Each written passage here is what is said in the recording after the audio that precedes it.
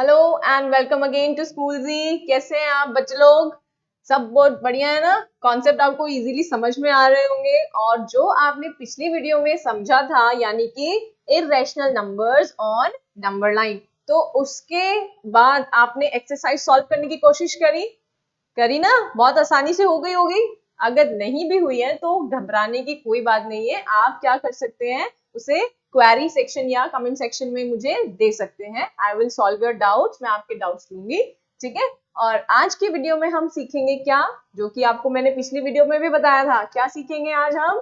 Real numbers and their decimal expansions. अब real numbers क्या होते हैं बताओ, फटाफट से एक रिकैप करते हैं। रियल नंबर्स क्या होते हैं? अरे भूल तो नहीं गए? रियल नंबर्स होते हैं the collection of rationals and irrational numbers. ठीक है। रियल नंबर क्या होते हैं? जिनके अंदर रैशनल्स भी होते हैं और इररेशनल्स भी होते हैं। ठीक है। अब डेसिमल एक्सपेंशन की बात करते हैं हम। डेसिमल वर्ड हमें सबको पता है, क्लियर है कि डेसिमल क्या होता है। वो एक पॉइंट सा लगा देते हैं ना नंबर के बीच में, तो वो डेसिमल है। और एक्सपेंशन का मतलब होता है जब हम क्या है फ्रैक्शनल वैल्यूज को कन्वर्ट करते हैं डेसिमल वैल्यूज में, तो उसे ही क्या कहा जाता है? Decimal expansion. ठीक है। तो आज हम इन दोनों कॉन्सेप्ट को जोड़ के पढ़ेंगे। ठीक है। तो मैं आपके सामने दो नंबर्स लिख रही हूँ, दोनों इनफैक्ट तीन ही नंबर्स लिख देती हूँ। फॉर एग्जाम्पल मैंने लिखा 1/4, 1/3 एंड 1/7। ठीक है, क्लियर है? अब आप मुझे ये बताएंगे कि ये नंबर्स कैसे हैं। ये नंबर्स बहुत इजी है मैम, ये तो रेशनल नंबर है। सारे के सारे नंबर्स p बाय q की फॉर्म में है ना? है कि नहीं?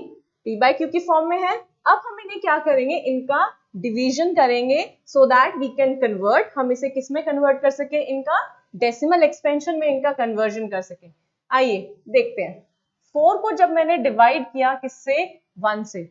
तो 4 तो हम कर ही नहीं सकते बिकॉज 1 कैसा है? छोटा है, और 4 कैसा है? बड़ा। तो इसके लिए हम क्या करते हैं? हम डेसिमल यूज करते हैं और यहाँ पर भी 0 लगाते हैं, है ना? Now it is divisible. क्या आएगा यहाँ पे? 4 2 जा 8 और यहाँ बच गया 2। अगेन आपको पता है डेसिमल लगने के बाद मैं कितनी भी जीरोस अपने डिविडेंड में लगा सकती हूँ। तो ये क्या बन गया? 4 5 जा 20। तो ये क्या हो गया आपके पास? 1/4 की वैल्यू आ गई है आपके पास 0.25। ठीक है, ये वैल्यू आ गई। ऐसे ही सेकंड करते हैं सॉल्व, दैट इज 1/3। 1/3 का भी सेम प्रोसेस रहेगा। कैसे?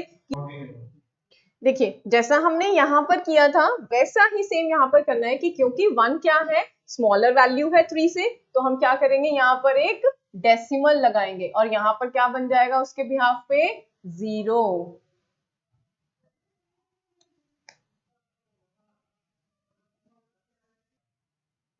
देखिए अब ये कैसा जाएगा?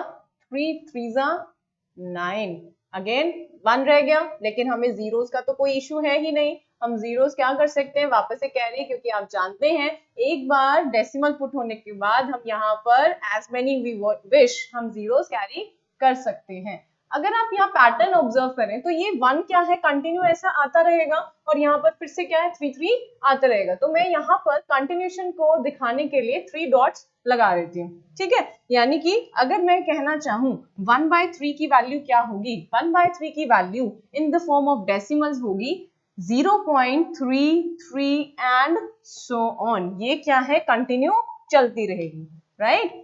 अब आते हैं हम 1/7 पर। सेम प्रोसेस में हमने क्या करना है? 1/7 को सॉल्व करना है। सिमिलरली हम क्या पुट करेंगे? 0 और यहाँ पर क्या आ जाएगा? 7 1 जा 7 और ये कितना आया? 3। अगेन 0 लिया तो ये कितना आया? 7 4 जा 28। यहाँ पर आया 2। अगेन 0। नाउ 7 2 जा 14। यहाँ पर आया 7। यहाँ पर कितना आएगा? फटाफट से बताइए। सॉरी, यहाँ आएगा 6।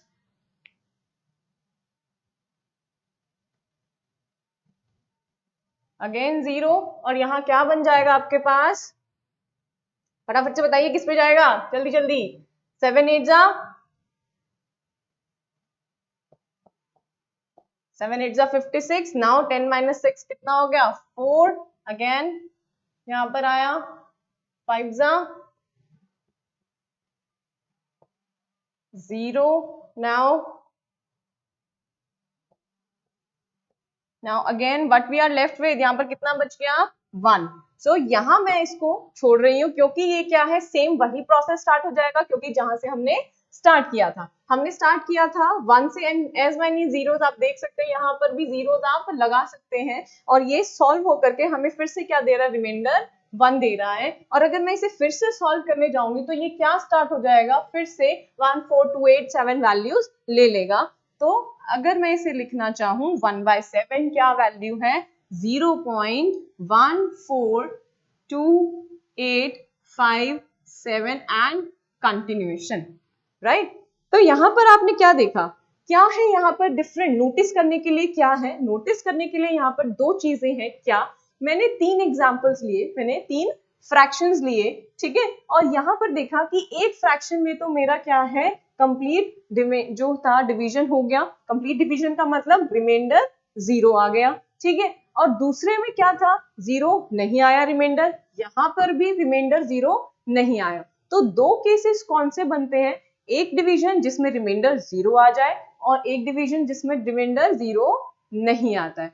तो बच्चे लोग इसको बहुत अच्छे से अपने माइंड में बिठा लो कि जिस भी रैशनल नंबर का या जिस भी फ्रैक्शन का या जिस भी रियल नंबर का डेसिमल एक्सपेंशन कैसा है, जिसका रिमाइंडर 0 आ जाए, उसे हम क्या कहेंगे, टर्मिनेटिंग, और इसे हम किस में डाल देते हैं, कलेक्शन ऑफ रैशनल्स में, कि ये तो डेफिनेटली मेरा क्या है, रैशनल नंबर ही है, ठीक है. Although these 3 are rational numbers, लेकिन इनके पास डिफरेंट प्रॉपर्टीज हैं. प्रॉपर्टीज क्या, कि decimal expansion of this number that is 1/4, ये कैसा है, टर्मिनेटिंग. टर्मिनेटिंग से मतलब समझते हैं आप, मतलब खत्म हो जाना, कि टर्मिनेट हो गया, ये डिवीजन क्या है, एक पॉइंट के बाद टर्मिनेट हो गया, लेकिन ये डिवीजन टर्मिनेट नहीं हुआ, सिमिलरली ये डिवीजन भी टर्मिनेट नहीं हुआ.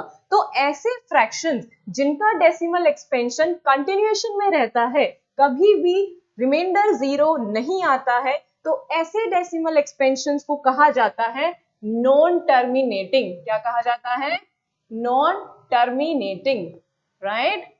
समझ में आया, ठीक है. लेकिन यहाँ पर नोटिस करने वाली एक और भी चीज है, क्या, कि यहाँ पर तो एक ही डिजिट रिपीट हो रहा था, लेकिन यहाँ पर क्या है, a block of digits is repeating, है ना. अगर आप इसको फर्दर इस डिवीजन को कैरी करोगे तो आप क्या देखोगे कि ये फिर से 1 4 2 8 5 7 वैल्यूज लेना शुरू कर देगा. तो यहाँ पर क्या है आपके पास, block of digits is being repeated, एक पूरा का पूरा सेट रिपीट हो रहा है, लेकिन यहाँ पर क्या हो रहा है, सिर्फ एक डिजिट रिपीट हो रहा है, ठीक है. तो इस रिपीटिशन को हम एक और तरीके से रिप्रेजेंट करते हैं, और वो तरीका है बार. बार कैसे, कुछ इस तरीके से, जो भी रिपीट हो रहा है हम उसके ऊपर ऐसा बार लगा देते हैं, जिसका मतलब है कि ये जो नंबर है इट इज बीइंग रिपीटेड, ये बार बार रिपीट हो रहा है. उससे मुझे क्या फायदा है, कि मुझे ये 3 डॉट्स नहीं लगाने पड़ेंगे, बस इतना ही, ठीक है. और अगर इसे लिखना पड़े तो कैसे लिखेंगे, 1/7 is equals to 0.142857 bar. Clear है, समझ में आया इतना, ठीक है.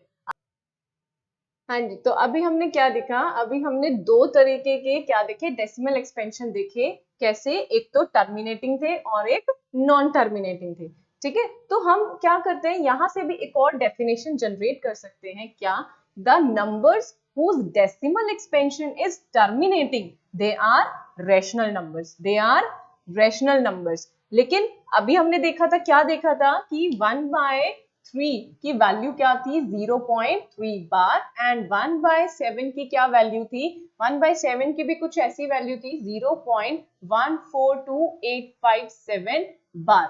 तो ये वैल्यूज कैसी थी, ये रिपीट हो रही थी. जब रिपीट हो रही थी तो हम उन्हें क्या कह सकते हैं, रिपीटिंग, या फिर अगर बुक की लैंग्वेज में बात करें तो रिकरिंग या रैकरिंग, ठीक है. जब हमारे पास कैसी वैल्यूज है, डेसिमल एक्सपेंशन की रिपीटिंग वैल्यूज है, या मैं कहूँ रैकरिंग वैल्यूज हैं, तो उसे भी हम किस कैटेगरी में डालते हैं, हम उसे रैशनल नंबर्स की कैटेगरी में डालते हैं.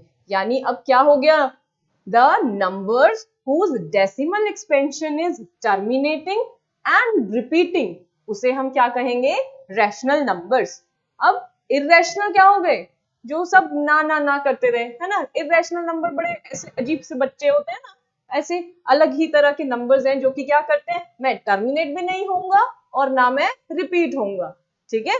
इसके अंदर डबल एन लगा सकते हैं आप। The decimal expansion of numbers whose decimal expansion जिसका क्या है, नॉन टर्मिनेटिंग है एंड नॉन रिपीटिंग है या नॉन रेकरिंग है, उसे हम क्या कहते हैं, इरेशनल नंबर्स। For example √2। अब √2 की वैल्यू क्या है, देखिए √2 की वैल्यू है 1.41421 एंड सो ऑन, ये चलता रहेगा, ठीक है। इसी तरीके से पाई की वैल्यू भी क्या है, 3.41 एंड सो ऑन, ये चलती ही रहेगी, ठीक है।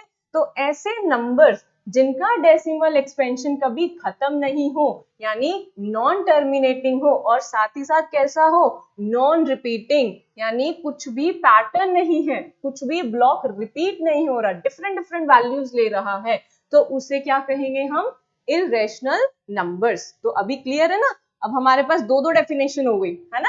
दो डेफिनेशन कैसे, कि the numbers which can be written in the form of p by q, which can be written in the form of p by q, जहां पर q क्या है, नॉट जीरो, और p और q कैसे हैं आपके पास, इंटीजर वैल्यूज हैं, उसे हम क्या कहते हैं, रैशनल नंबर्स। या अगर डेसिमल एक्सपेंशंस में बात करें, the numbers whose decimal expansion is terminating, और if it is non terminating, अगर नॉन टर्मिनेटिंग भी है तो कैसा होना चाहिए, रिपीटिंग होना चाहिए, है ना। The decimal expansion whose the numbers whose decimal expansion is non terminating but repeating, then we can categorize, या हम उन्हें किस कैटेगरी में डाल सकते हैं, रैशनल नंबर्स, फाइन। और irrational numbers क्या हो गए फिर, the numbers whose decimal expansion is non-terminating and non-repeating, non-recurring, उन्हें हम क्या कहते हैं, क्या कहते हैं, irrational numbers। वेरी गुड, ठीक है। तो अब देखिए हमारे पास ना कुछ क्वेश्चंस आते हैं कि डेसिमल एक्सपेंशन में नंबर दे दिया, है ना, और हमें क्या है उसको बता रैशनल फॉर्म में चेंज करना, यानी कि p by q की फॉर्म में। फॉर एग्जांपल आपको कहा कि represent 0.3 bar in the form of p by q, in the form of p by q। देखिए इसको कैसे करेंगे, बड़ा ही इजी क्वेश्चन है, कुछ भी डरने की जरूरत नहीं है, कहीं पर भी आपको ऐसा नहीं लगेगा कि ये क्वेश्चन हमसे नहीं होगा। अभी देखो 2 मिनट में हो जाएगा। देखिए ध्यान क्या रखना है कि बार के नीचे कितनी वैल्यूज है, बार के नीचे कितनी वैल्यूज है, यहाँ पर कितनी वैल्यूज है, 1।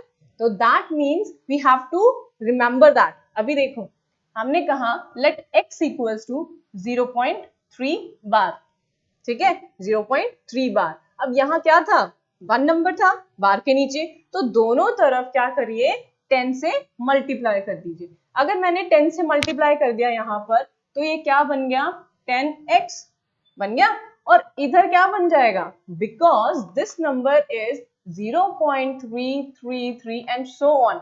तो आपको पता है जब भी कोई नंबर या डेसिमल नंबर को 10 से मल्टीप्लाई किया जाता है, तो एक जो डेसिमल है आपका वो राइट हैंड साइड पे जंप कर जाता है ना।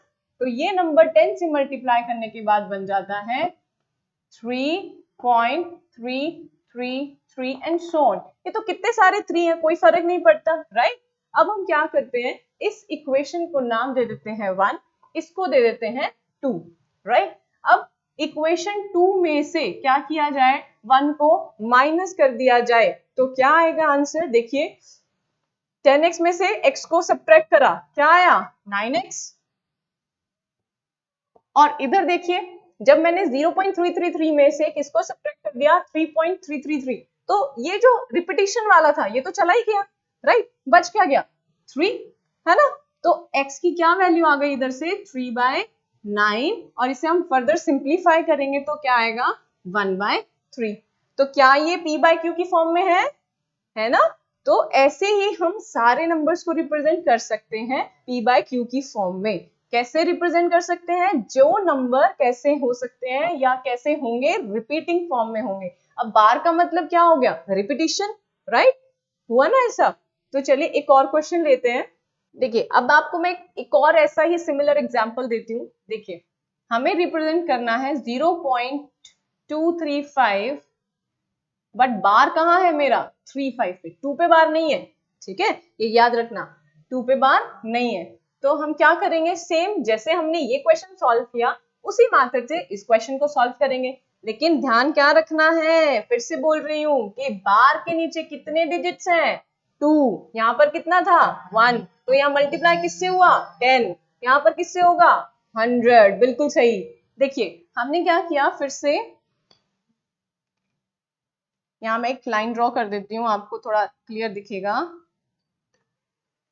इसे हम क्या करते हैं, x मान लेते हैं, ठीक है। अब हमने क्या करना है, इसको, इसका बार हटा दीजिए, जैसे हमने यहाँ हटाया था ना इसका बार, फिर से x equals to 0.23535 and so on, ठीक है। अब क्या कीजिए, क्योंकि यहाँ पर बार के नीचे कितने डिजिट्स थे 2 थे ना, तो हमने क्या किया, दोनों तरफ 100 से मल्टीप्लाई कर दिया। अब आपको पता है जितने भी यहाँ पर क्या है जीरोस है उतने ही टाइम्स क्या है ये जंप कर जाएगा। अगर मैंने 100 से मल्टीप्लाई किया तो ये 2 पे जंप कर जाएगा, यानी कि it will become 23.5353 and so on. Again जैसे हमने यहाँ पर इक्वेशंस को नेम दिया था वैसे ही यहाँ पर दे देते हैं, इसे इक्वेशन 1 और इसे इक्वेशन 2। यहाँ क्या किया था, सब्ट्रैक्शन, तो यहाँ भी क्या होगा सब्ट्रैक्शन, कि सेकेंड इक्वेशन में से फर्स्ट इक्वेशन को क्या कर दिया जाए, माइनस कर दिया जाए, तो क्या आएगा, देखिए 100 माइनस एक्स कितना होगा, अरे ये तो बड़ा आसान है 99x, ठीक है। अब इधर देखिए यहाँ पर क्या आएगा, डेसिमल के बाद कितना है 5, राइट। तो यहाँ पर अब क्या करेंगे आप, जब इसको सब्ट्रैक्शन करेंगे तो इट विल बिकम 23535, तो यहाँ क्या बच गया आपके पास, 5 minus 2 3 and 23 as it is 23.3 बचा है ना। तो उसके बाद क्या किया हमने, x की वैल्यू ली, क्या आई, जो इधर मल्टीप्लाई में था इधर डिवीजन में चला गया, क्या आया 99, और जो इधर एक डेसिमल था उसे मैंने क्या कर दिया, रिमूव कर दिया। डेसिमल रिमूव करना आता है हमें, कि डेसिमल के प्लेस पर क्या आ जाए 1, और डेसिमल के बाद कितने डिजिट्स हैं उतनी ही जीरोस, तो 99 मल्टीप्लाई बाय 10, तो अल्टीमेटली आंसर बन गया 233 upon 990, and this is a form of p by q, जहां पर p और q दोनों ही आपके क्या है integer values, but q zero नहीं है, 990 कभी जीरो नहीं हो सकता। So this satisfies the definition of rational numbers. So yes, it can be represented in the form of p by q and it is a rational number. ठीक है, तो आज हमने क्या क्या सीखा, क्या सीखा हमने, कि क्या रिलेशन होता है डेसिमल एक्सपेंशन और रियल नंबर्स के बीच में, या कैसे कह सकते हैं हम कि हमने एक और डेफिनेशन सीखी कि रैशनल नंबर्स क्या होते हैं और इररेशनल नंबर्स क्या होते हैं, है ना, इन the form of decimal expansion. साथ ही साथ हमने कुछ इस तरीके के क्वेश्चन जिनको क्या है हमने p by q की फॉर्म में लिखना सीखा, है ना, सीखा है ना। तो अब आप मुझे फटाफट से रिकैप करके बताइए कि कौन से होते हैं इरेशनल और rational numbers in the form of decimal expansion, फटाफट। Yes, the decimal expansion of the numbers जिनका क्या है टर्मिनेटिंग है वो तो रैशनल है ही है, वो तो रैशनल है जिनका टर्मिनेशन हो गया है। लेकिन अगर डेसिमल एक्सपेंशन नॉन टर्मिनेटिंग है तो फर्दर 2 पार्ट्स में कैटेगराइज हो गया, कैसे, कि एक पार्ट में तो कैसे आ गए कि डेसिमल एक्सपेंशन रिपीट हो रहा है, और एक पार्ट में जहां पर ना तो खत्म हो रहा है और ना ही रिपीट हो रहा है, फाइन। तो ऐसे को हम क्या कहते हैं, यानी डेसिमल एक्सपेंशन जिसका खत्म भी ना हो और रिपीट भी ना हो उसे कहते हैं, क्या कहते हैं, इररेशनल नंबर्स, ठीक है। Thank you.